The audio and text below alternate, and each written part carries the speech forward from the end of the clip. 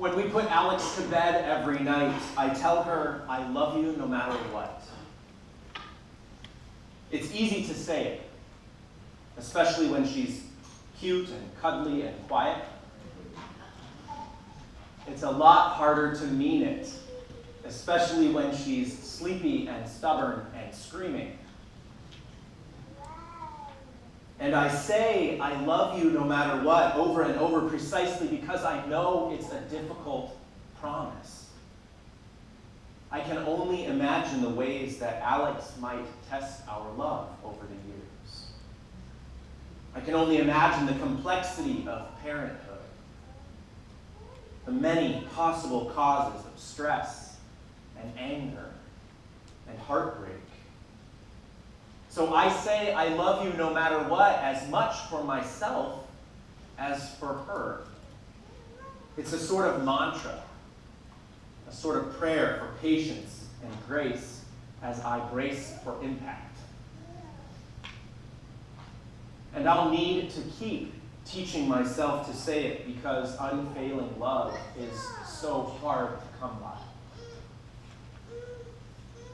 I love you no matter what is rare because we live in an I told you so world. We expect that life will be more or less fair and that people will get what's coming to them, good or bad. We are quick to hold others accountable to standards that we set and quick to point out their failures. We celebrate when good behavior is rewarded and gloat when bad behavior is punished. And we're dying to say, I told you so. Even if we don't say it, we think it, right? I told you so is seductive because it helps us preserve the illusion of control. We convince ourselves that as long as we're willing to conform to the proper way of doing things, we ought to see a return on investment. If, however, we step out of line, then there's no excuse when things go south. So I told you so gratifies our desire to make sense out of what often seems like a chaotic existence. That's why it's so painful when our children deviate from the plan. They don't behave the way we expect. They run with the wrong crowd. They drop out of school. They get into trouble. They refuse to heed our guidance. They marry the wrong person. They forsake our traditions. Sometimes our children's choices lead to undesirable outcomes. And sometimes they find their way back home. At which point, we have a choice between I told you so and I love you no matter what. I suspect that more than a few of us would prefer that the story of the prodigal son in our gospel from Luke today ended differently. Imagine that the father grudgingly received his younger son back into the household, and instead of rejoicing at his return, simply tolerated his presence. Imagine that the father celebrated instead his elder son's years of faithful service. The elder son certainly ought to be recognized for his hard work and fidelity. It's only fitting that he receive a robe and a ring and a lavish party, while his younger brother is left to consider the consequences of his actions. That's the way the story should end in an I told you so world. After all, what kind of value system does the father uphold by rewarding the disrespect and betrayal of his younger son? What kind of virtue does that teach?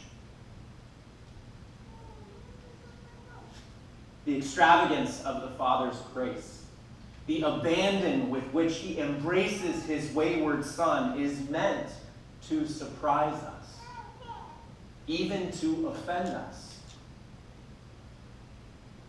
Making a fool of himself in front of his more dignified neighbors, the father rushes out to meet his son while he is still far off and wraps him in his arms.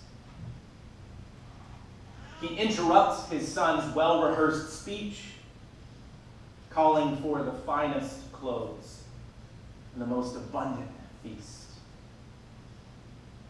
In spite of his son's defiance, the father longs for his return and immediately restores his dignity and his place in the household. So instead of "I told you so," he chooses to say, "I love you no matter what."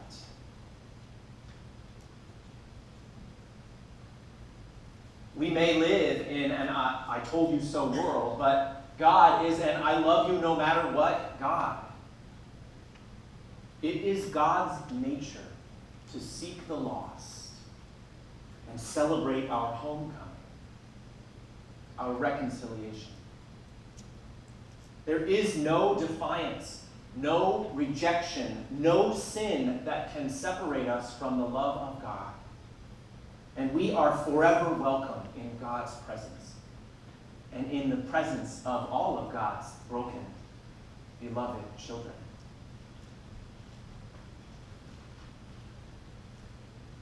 So this is good news. Good news when we long for a full measure of grace. And I imagine that some of us are breathing a sigh of relief as we identify with the younger son this morning. But what about those of us who identify with the elder son? You don't have to raise your hand. What about those of us who resent the father's generosity toward the prodigal son, convinced that we are more deserving of grace than others?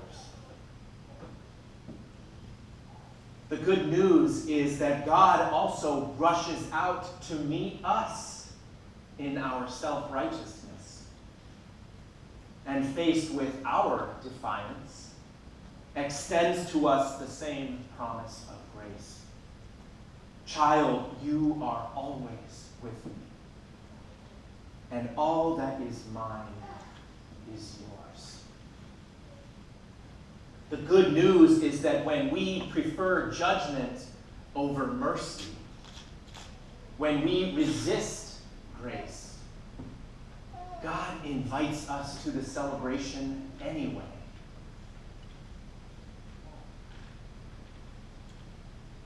The question remains, will we go into the party or not? Will we stubbornly hold on to our "I told you so" tendencies and miss out on the wealth of God's grace? Or will we be transformed by God's "I love you no matter what" and learn to joyfully share abundant life with others, even those we deem less worthy of it?